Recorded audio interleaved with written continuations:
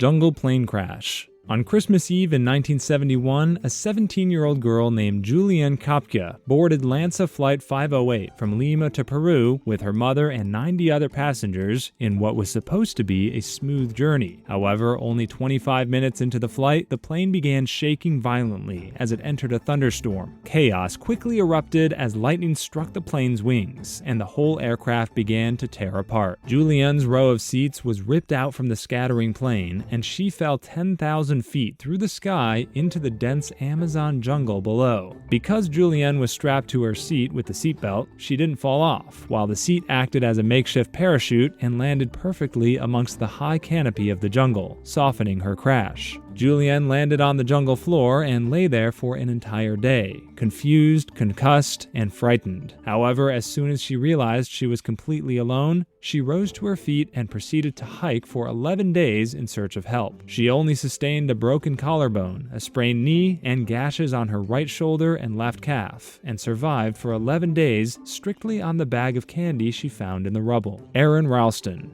Desperate times call for desperate measures. What's perhaps more desperate than a man willing to cut off his own arm to survive? While hiking alone in Utah, a man named Aaron Ralston crash-landed into a canyon, and during the fall, his right arm got pinned against the canyon wall by an 800-pound boulder. Ooh, talk about being caught between a rock and a hard place. Not having a lot of options, Aaron decided to wait and scream for help, slowly drinking his limited water supply and rationing the 2 burritos and chocolate bar in his bag. As the days passed and nobody came, Aaron became desperate as he was out of water and food. Eventually, he ended up drinking his own urine, and after withering away for 5 whole days, he decided to take matters into his own hands. Literally. The man started by removing the dusty, dull blade in his tool pack, and got to work by cutting the flesh and tendons on his right arm. Of course, the pain was excruciating, but it soon turned to panic when Aaron realized that the tiny blade would never be able to cut through his bones. But at this point, there was no going back. Aaron had to think of something else quickly before the whole situation got messier. After a while, he realized he had missed a major primitive tool in his fight for freedom. The boulder was the perfect blade and would do the job better. So, through sheer force and rage that could only come after drinking your pee for several days, Aaron applied the leverage of the boulder to twist and break all the bones.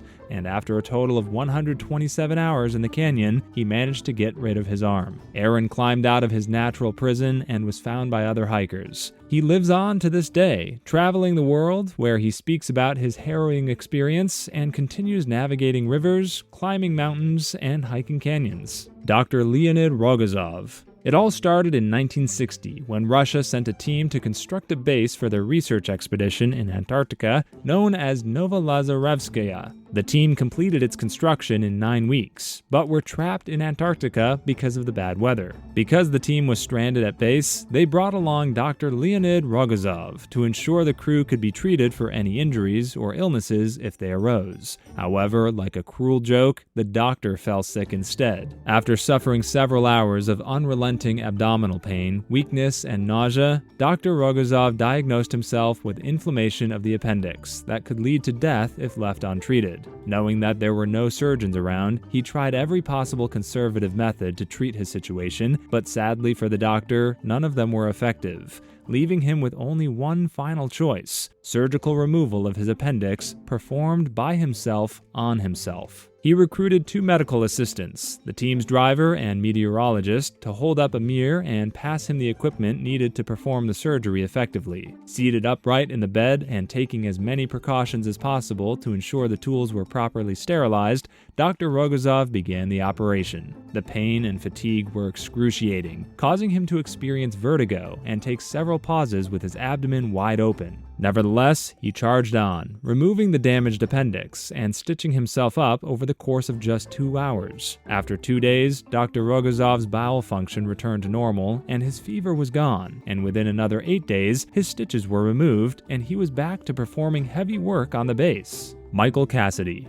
The then 25-year-old Michael Cassidy was driving his motorcycle down the street when he unexpectedly lost control of his back wheel. At that point, Michael knew he was going to crash. So in a split-second decision to control the damage, he drove between 2 cars, hoping to find some grass. With the fear of crashing and the urge to survive, Michael didn't see the fire hydrant between the cars, and his body flew at full speed into the air and fell directly into the hydrant. When he regained consciousness, he was lying face down, but his legs were face up, as the hydrant had essentially split his pelvis in two. This type of accident is known in the medical field as an open book fracture and is essentially a death sentence in most scenarios. Fortunately for Michael, two off-duty nurses who witnessed the brutal crash immediately rushed to his aid and summoned an emergency helicopter to get him to the nearest trauma center. Upon his arrival, doctors placed a special balloon catheter inside his femoral artery and slid it up near his aorta. They inflated the balloon, which blocked blood flow to the lower half of his body, reducing further blood loss and finally allowing the doctors to get a good view of the damaged pelvis. After multiple operations by various medical teams, the doctors were able to repair his ruptured bladder, reconnect blood vessels, and reconstruct his entire pelvis with hardware and screws. After a month of physical therapy, Michael walks again, with a limp,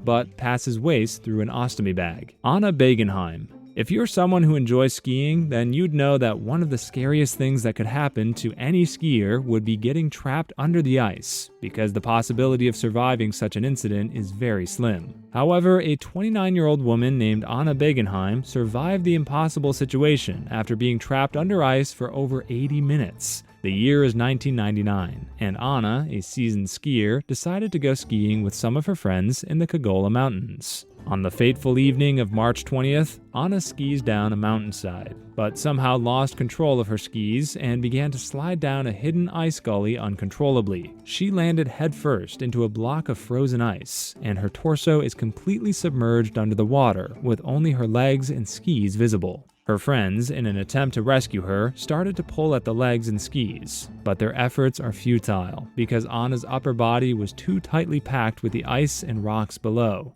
Anna, however, was breathing through a pocket of air she found and fought to stay alive till the paramedics arrived. When the rescue team arrived, they attempted to pull her out with a rope, but still faced the same hurdle the friends experienced. So they tried to dig her out instead, but surprise, surprise, that didn't work either. At this point, Anna had already spent over 80 minutes in the freezing water, and the situation was not looking good. Finally, someone came up with the brilliant idea to cut a hole in the ice, and this strategy worked. They succeeded in pulling the already unconscious Anna out of the water, and her friends, who were also medical professionals, immediately began to administer CPR. At the hospital, the doctors feared Anna wouldn't make it, but they connected her lifeless body to a pulmonary bypass machine so they could remove her blood, warm it up, and pump it back into her. After this, the doctors could only wait to see how Anna would respond, and soon after, her body temperature started to return to normal, and about half an hour later, her first heartbeat was recorded. Anna had survived. Truman Duncan.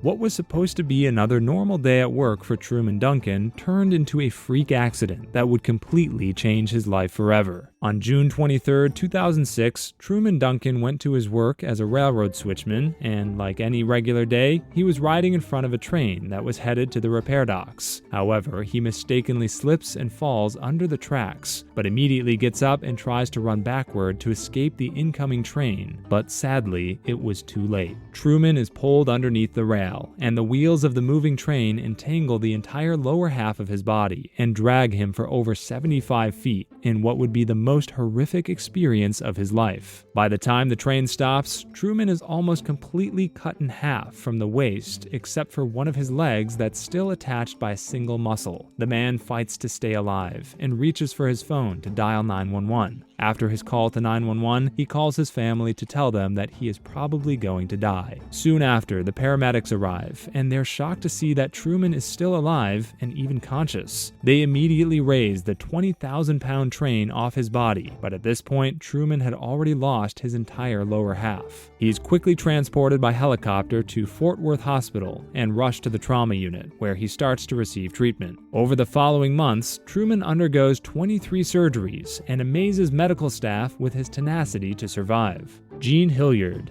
It was a cold, freezing night in 1980, and young 19-year-old Jean Hillyard was on her way back from a night out when she lost control of her wheels and crashed into a ditch. Jean survived the crash, came out, and walked 3 kilometers in negative 30 degrees Celsius weather, protected only by a winter coat, thin gloves, and cowboy boots. Her plan was to get to the house of a friend who lived in the area for assistance, but before she could get to the cabin, she stumbled and lost consciousness. Fortunately, Jean's friend, Wally Nelson, discovered her body just a few steps from his front door and hastily rushed her to the hospital since she looked frozen and was unresponsive to stimuli. Jean's face was pale, her eyes were big and solid, and her skin was so hard that the doctors were unable to implant an IV into her frozen hand. Her body's temperature was close to 27 degrees Celsius, which is 10 degrees lower than a healthy person's usual temperature, but despite her slim chances of survival, the medics began to warm her up with heating pads, and her body returned to normal in just a few hours. Luckily, Jean only sustained a few blisters with a couple of numb toes,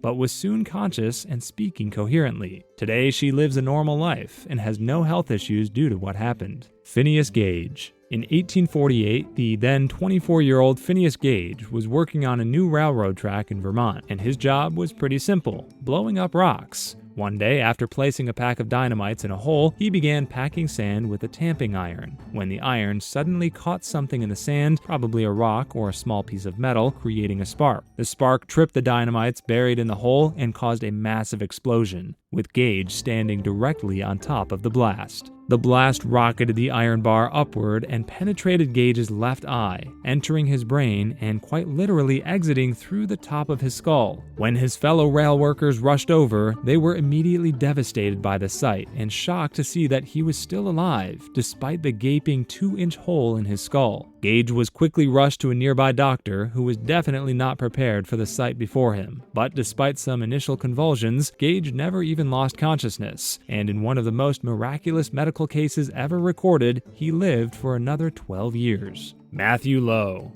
You could call it a miracle, fate, or just good fortune, but whatever you decide to call it, the baseline of this event proves that Matthew Lowe is one lucky man. Imagine being dragged through a hole as tiny as a CD case, with every single bone in your body breaking and snapping like dry twigs as your skin is ripped and torn apart from your bones. Sounds very gory and unpleasant, right? Well, this is what 25-year-old Matthew Lowe went through one day at work. In December 2008, Matthew went about his typical day job, happily welding plates on one of the big computer-operated machines in the factory. Suddenly, the machine stopped without warning, and as Matthew leaned through the hatch to find out what the problem could be, he was caught on the shoulder by the conveyor belt. This caused the machine to power on again, and poor Matthew was dragged through the 5-inch opening. As he went through the machine, Matthew Lowe heard his right arm snap as the machine tore apart his body. He broke his back in 2 places, shattered his pelvis, and fractured both his hips and several ribs. His stomach and bowel completely ruptured. Astonishingly, the machine dragged him all the way through before depositing him on the floor with his clothes in tatters, and that was when he screamed for help. 2 colleagues rushed to help, but he was so badly hurt in the accident that his partner was told to expect the worst when she arrived at the hospital where he was taken. But I guess the all-seeing being still had unfinished business on Earth for him because after multiple surgeries and years of rehabilitation, the only visible sign of injury in his near-death experience was a weakened right arm.